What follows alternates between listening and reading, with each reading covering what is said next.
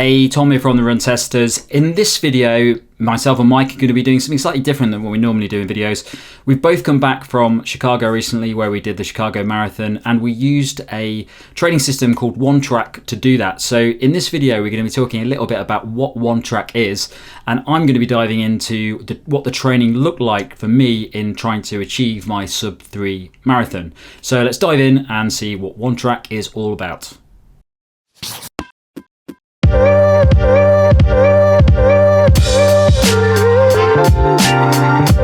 So OneTrack, if you haven't heard about it, is a training provider focusing on running that is designed to give a holistic approach to people aiming to improve their running or do races for the first time.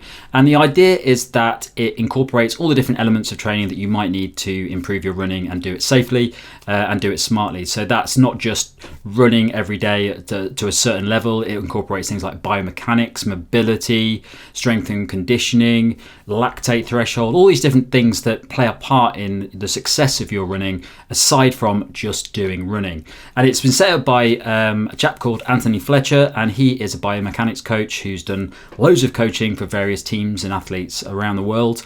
And he's pulled all this stuff together into a coaching program, a coaching system where you'll get lots of different bits of information. The training plans are designed to give you benefits outside of just running. So building your body to be stronger, more efficient, better at dealing with injuries, and just smart training so that you're actually looking at every part of the body as opposed to just the running training that you're doing.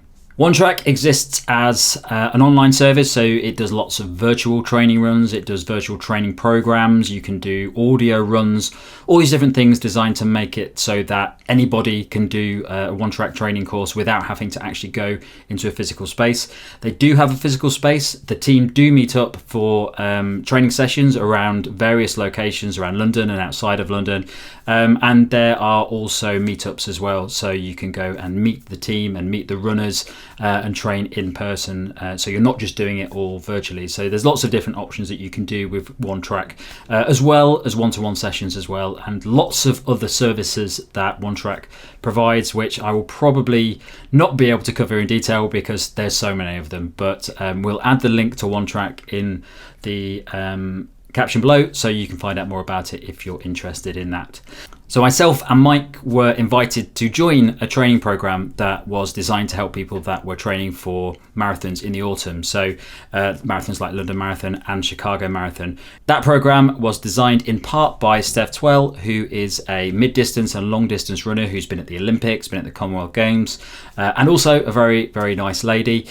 She built this program with Fletch to include all the holistic elements around what it would take to train for a marathon in the autumn, and that would cover everything from training sessions and the runs that you do throughout the week to mobility and strength sessions, as well as guidance on nutrition and just anything that you basically need to know in order to train for a marathon. So there are a few different costing structures for using the OneTrack system. You can pay £15 a month for the virtual pass, which will give you access to all the virtual sessions and on demand, and also pay £150 a year for the virtual pass.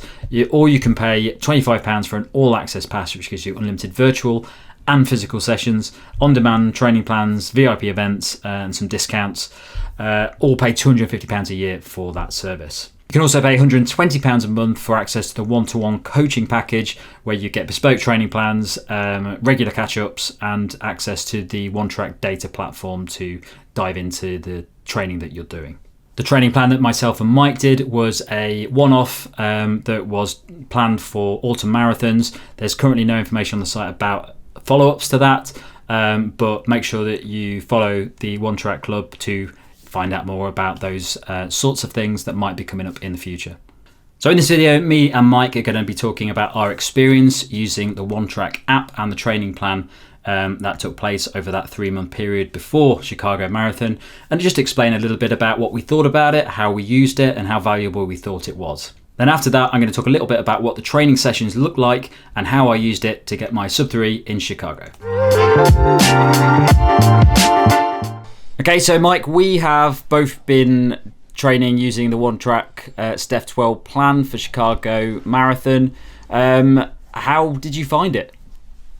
I mean, to be honest, I actually found it good until I actually had to take a bit of a break from it when I got COVID, and I basically had to opt out of the plan. I couldn't really, and it felt the kind of worst kind of time where we were hitting the kind of longer runs.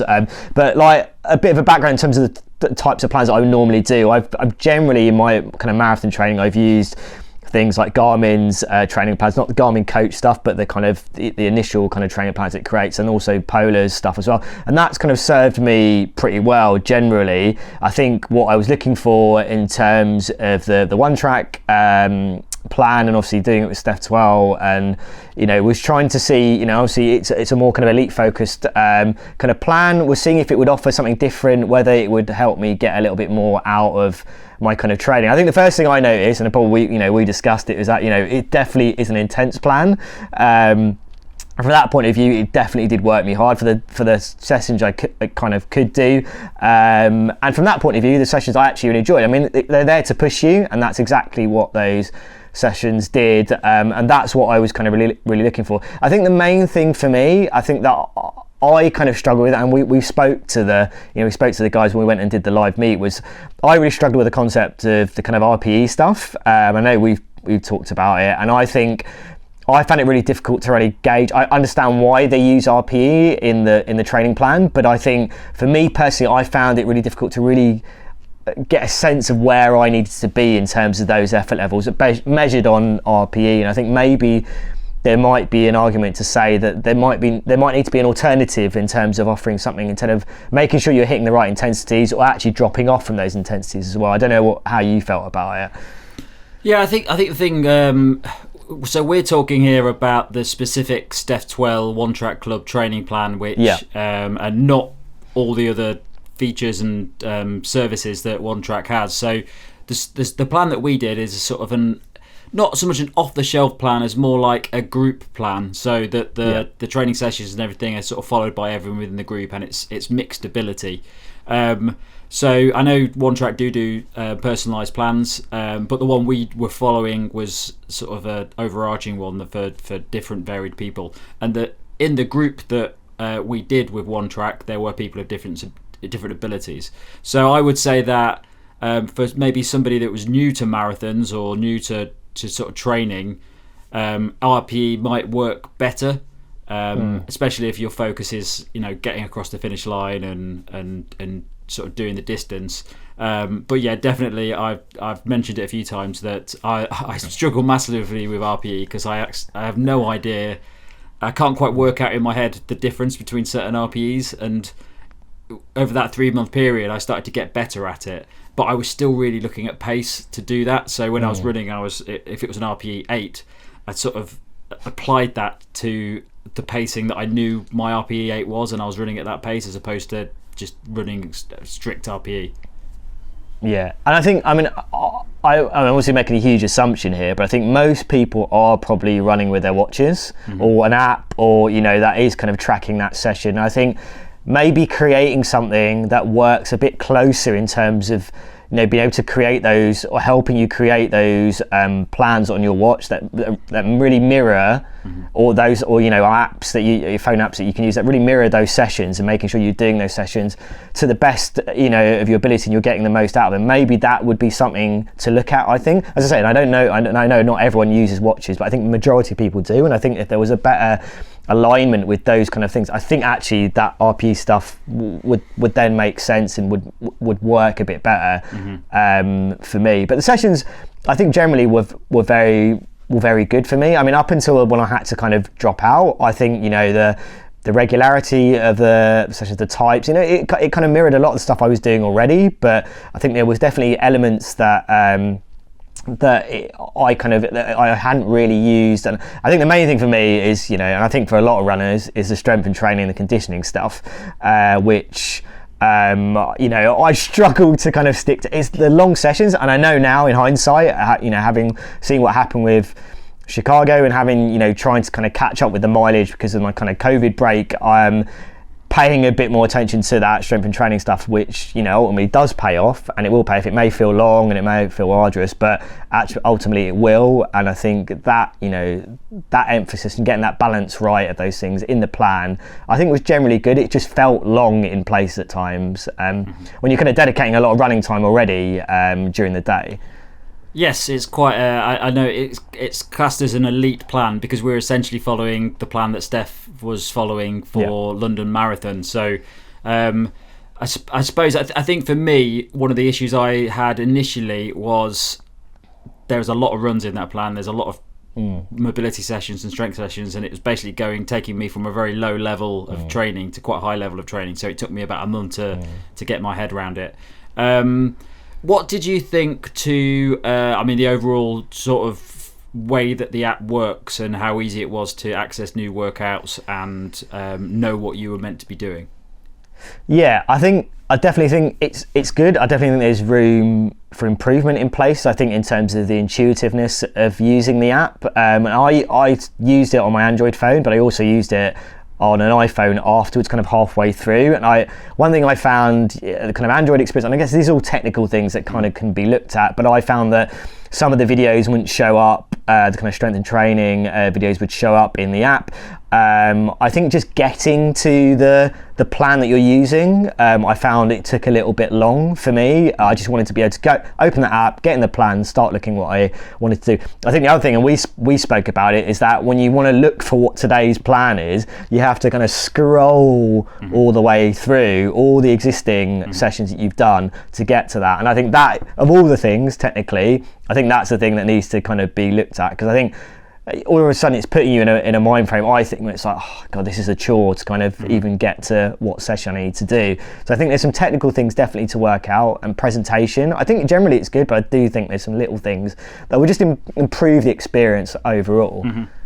Yeah, I would say that so the Steph Twell plan is a bit of a one-off plan. I'm not sure if they're planning on doing a follow-up to it yet. But one of the main focuses of the plan is that the app acts as a sort of social group network. So along with, I think there were 17 of us that took part in the training plan, and it's designed to have a sort of social aspect of it. So you could comment on people's training runs, you post into the app when you've done a run, and you can just chat about anything within the app, along with Steph and Fletch as well, who are quite active in the group chat and give advice and guidance. I think for me, I've never done that before, so I've never really trained as part of a group. So I think it's sort of dependent on how you respond to training and things. I know a lot of people in the group really like that group aspect of it, and the chatting about the runs and how they were getting on. How did you find that? Did you interact a lot? I will probably hold my hand up and say that I probably wasn't one of the most active people on there, and maybe I do think that kind of social aspect of it does work for a lot of people, and I think it's a really important bit, and I think the way it's kind of approached on this app works really nicely. And I think actually being able to speak to Steph and Fletch as well, I think it really kind of creates a nice rounded experience, and I think that's how these things should work. You should be able to communicate either way, and you feel like you can speak to the coach without, feeling, I don't know if I can talk to them about or ask them these things.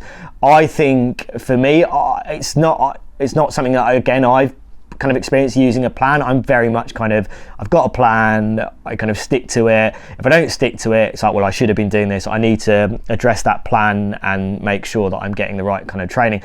I don't think I'm the kind of person who responds from that kind of type of kind of social element of the training plan, but I can see how and why people would find it useful. So if you wanted that, that is definitely there, and the fact that you have that not only from the other runners in the group but also from the coaches, I think is really important. And that's how I found it and how I used it. Yeah, cool. Okay, and then I suppose if you didn't have the perfect run in your based on the training, because obviously you had your massive gap in it. Is it a training plan that you would follow again, or is there an alternative way that you'd prefer to train? Do you know what I mean? I still do have the app on my phone. And I am actually thinking, you know, the plan itself, you know, if I could follow it through, I think would get me the kind of quicker time that I wanted. But ultimately, so it was one I will still look at, and I think I will still use as a foundation of what I'm going to do in kind of my next kind of marathon training kind of block, and kind of when I'm training for my next marathon, whatever that will be. And I think actually the sessions themselves and the structure and the plan, and obviously knowing now that the intensity and the volume of running, and obviously this is an elite kind of a plan, but it's showing you what's required and what's required to get those kind of times, and to make sure you get over that finish line, and you know, in a good way. And I think I will actually be looking at it still and leaning on it, because I do think there are a lot of things that I will take out from it that actually I would still use. So I do think it's a good plan. As I said, there's elements in terms of the execution, the experience of it in the app that probably needs a little bit of work in places, but ultimately the plan itself I think is really solid overall. Mm-hmm. And the last thing, I suppose, is OneTrack it's designed as a virtual system, so you can do everything through the app. You can see all the training, you can chat to people, but they do have OneTrack meetups, and we did go to one of those with Steph, track session near Sloane Square. Beautiful track near Sloane Square that I'd never even knew existed. And we went there one night and did a training session. I really liked that. I think if I lived in London, I'd probably join more of those. I know they do meetups in lunchtimes and various evening sessions as well. But I quite like the fact that there's that flexibility. So you can, if you live in, I live in Brighton. I'm not going to go to London all the time for a run. But you can sort of go in and out if you want to. So people who live in and around London can go, actually, I'm going to go join them today for their run, and then, or not, depending on how they feel. Yeah, I mean, obviously they did some longer runs. I have done longer runs in kind of Richmond Park, and I think that's really. It's a little bit far from me, even though I'm in London. It's a little bit of a far journey for me, but I quite enjoyed the track session. Also, I think the kind of live sessions I found really difficult to maybe jump in with, because I think, unless you've got a very structured time, and kind of midday and ready, you can go out and run, then great. But if not, it's a little bit tricky. But ultimately, you can go and they'll put that session on if you haven't been able to do the live version, and you can still go and get a sense of what it was like to do that live session. So I think that's really good. And I think the track session that we did was ideal. I think the track sessions I think work a bit nicer for me as opposed to maybe the long runs. But if you need those extra people around you to get through those longer runs, which I don't really struggle with personally, but I think a lot of people will and generally do, then I think it's a really nice thing to have that option to do, and be there with the coaches as well, most importantly, I think, and be able to feed and just have a discussion, as opposed to feel like if you've got any worries about how your training's going. I think it's a nice way to do it in those long runs. So that's definitely a positive thing from it. Yeah, I much prefer speed sessions in a group. I get that competitive side of it where I don't want to get lazy. And when I've been training, I actually got very good at doing interval sessions in the park on my own over the last 3 months. I've never been able to do that before, but previously I would only be able to really push myself in a track session because I get a bit lazy on my own. Okay, cool. Well, I think that pretty much covers us for OneTrack. I'm going to be talking in a bit about how I train for Sub-3. But yeah, thanks a lot. So I've been running for quite a long time now. I've been running for about 17, 18 years, and I've done about 15 marathons in that time.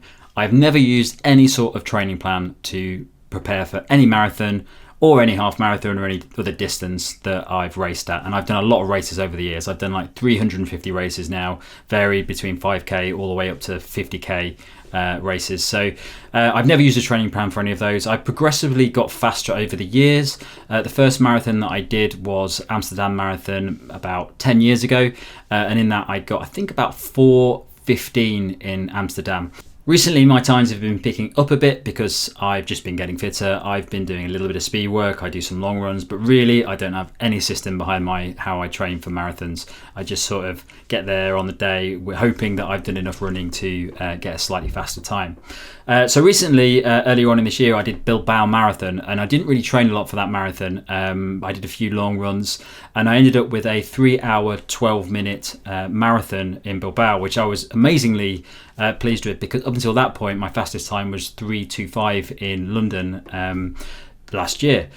So when I got that 3:12, I really wanted to see how fast I could get, because I never thought I'd get to 3:12 based on the sort of times I'd been getting previously. I'd always sort of sat around that 3:30 to 3:45 time for marathons, and I'd never really had any expectations for getting faster than that. I just assumed that I was always going to sit around that mark and I would never be able to get to the sort of level of sub-3s and things like that. But one of the things I always did want to do was do Boston, and I always thought it was out of my reach to do, until I became 40, which I did about 3 months ago. So after I became 40, the Good for Age opened up for me, and it sits at around 3:10 for people who are, or men who are over 40. So 3:10, after I got my 3:12, suddenly seemed like I could do that with some training. So what I really wanted to do was, in doing Chicago, I wanted to get that Good for Age time so that I could then do Boston in a couple of years, which I'm going to aim to do in 2024. So luckily, I was invited by One Track Club and Hoka, who Steph is an athlete for, to take part in this training plan, and it was perfect timing because I really wanted to train properly, and I didn't really know how to do it. I didn't really have any idea of what coach to get, or how I would probably start training for it and how to do it. So when I was invited, it was perfect timing, and I jumped at the chance to start doing this training plan with Steph and Fletch. Now, my usual mileage for an average week, when I'm not training for anything, because I hardly ever train for anything, is probably around 40 to 50k. I very rarely would go over that unless I was doing a couple of races in a week, or if for some reason I was doing a really long run. But really, I would sit around that 40 kilometre mark per week, which is comfortable for me, and it sort of fits into my lifestyle. But I wasn't really prepared for doing the mileage required to get a sub-3 time in a marathon. So when I started doing the One Track Club, it was a little bit overwhelming, because the number of sessions that you do within the Steph Twell training plan averaged around 5 or 6 a week. And over the course of the 3 months that I trained using the One Track app, the mileage went up to about 85k a week, which is quite a lot for me. So I really upped the amount of mileage that I was doing in that training. Initially, it sort of sat around the 40k to 50k mark. And it was quite attainable. The only difficulty that I had with it was that it was 5 or 6 days a week of running, which I rarely do. I normally do 3 days a week running. So it was a bit of effort to sort of get used to the 5 or 6 days a week of training. And also the plan incorporates strength sessions and mobility sessions as well, which for me is quite difficult because I do go to the gym 3 times a week and I like to do upper body. So fitting in 3 upper body sessions a week, 6 training runs, and a couple of mobility and strength sessions with the One Track app meant that I was quite busy doing a lot of training. So there was this initial curve where I was struggling to fit in all of the runs and all of the training sessions that I wanted to do. I would say that it probably took me 3 weeks to really start to plan it around my life and work out when best to do that. And then it sort of became quite a bit easier as the mileage crept up. And at the peak of that training, within the latter part of the second month, the mileage went up to that 85k, which is quite a lot for me. It included long runs and quite a lot of interval sessions and easy runs within the week. But those easy runs and interval sessions were equally quite long in comparison to what I was used to. So normally my average run would be 10k. I generally go out for 10ks, might do like 12k or 13k. But these runs, so even an interval session was probably, including the warm-up, was going up to like 14k, 15k at the peak. So it's taken up quite a lot of time to do.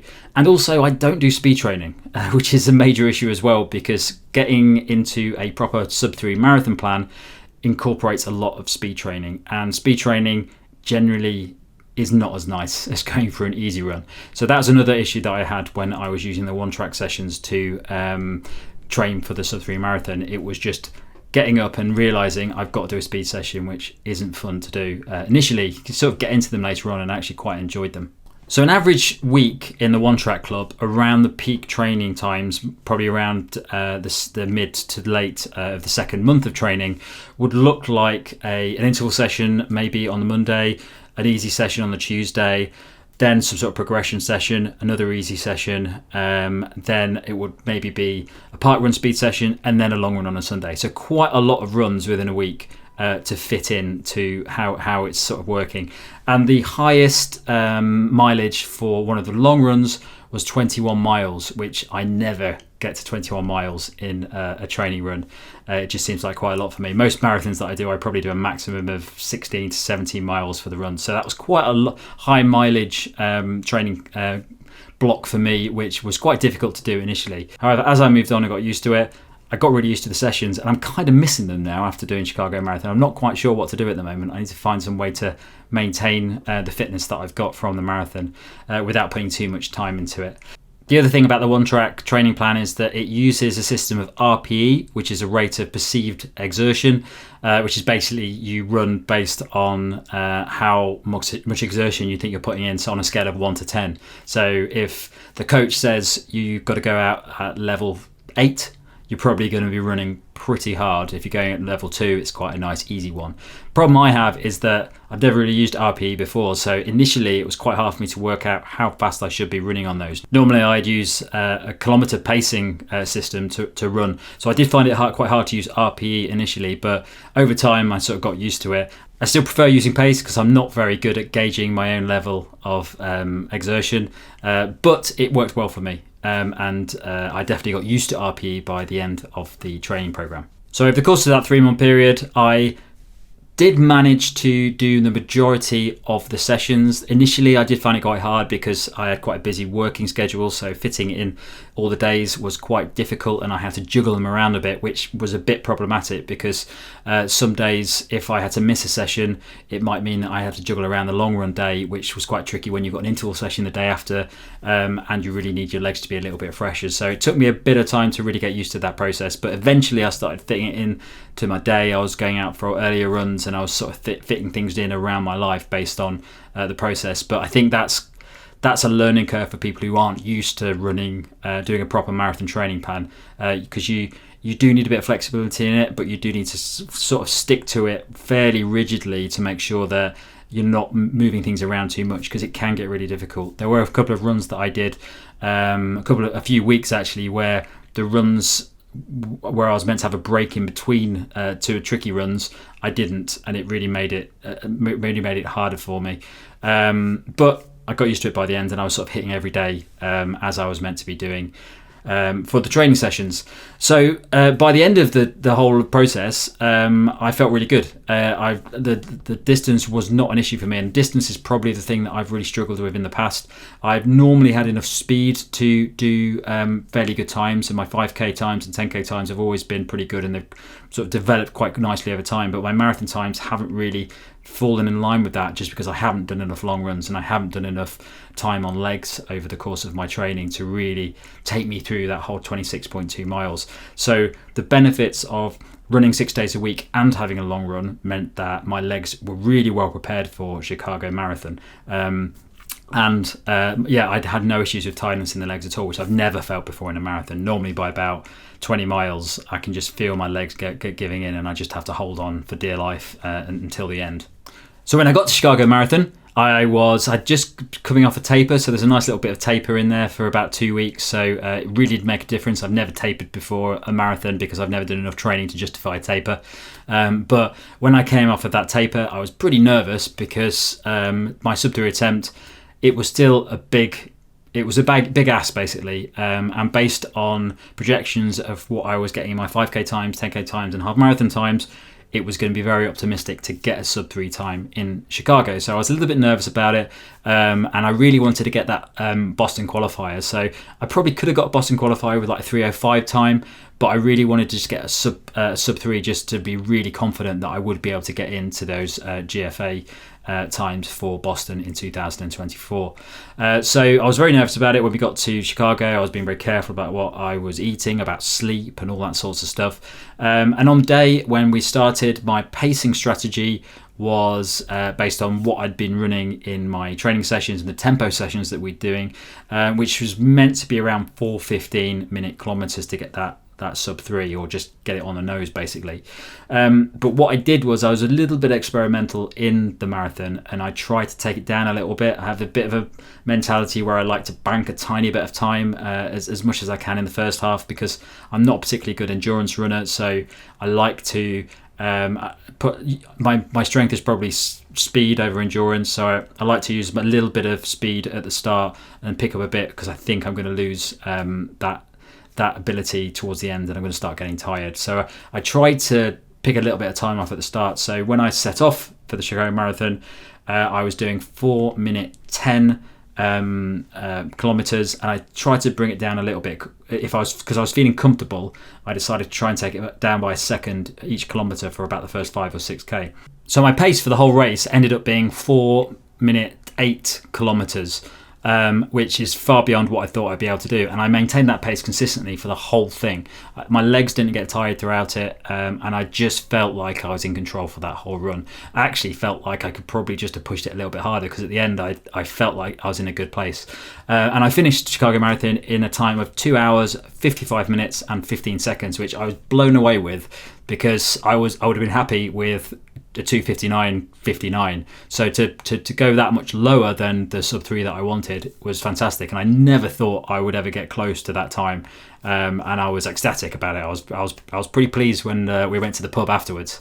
So it just I think I really enjoyed using One Track Club to do the training. One, because I've never trained before, and it was a nice way to do it. I didn't go to any of the in-person sessions apart from one, and it meant I could just do it around my life. So I really stuck quite stringently to it over that 3 months, and I could just juggle it around and just do it as and when I wanted to, and it worked really well. I think it's a fantastic way to train, especially if you're new to marathon training, and you want to have something that's easy and accessible, and a little bit less scary, I suppose, than having an actual coach and investing in a coach to do that. I think maybe for my next marathon, which I'm going to train for, so I'm going to be doing Barcelona in March, I'm not going to train heavily for that. I'm going to go enjoy that marathon, because I don't want to do another strict block so soon after Chicago.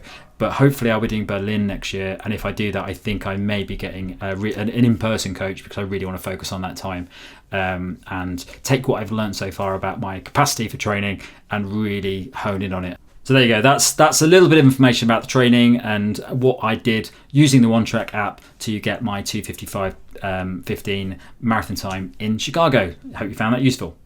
Thanks a lot for watching our video on One Track Club and a little bit about my marathon time in Chicago. Don't forget to like and subscribe and click that little bell icon. It really makes a difference. And check the channel out for all the other videos we've got, from the latest road and trail shoes to the latest headphones and watches out at the moment.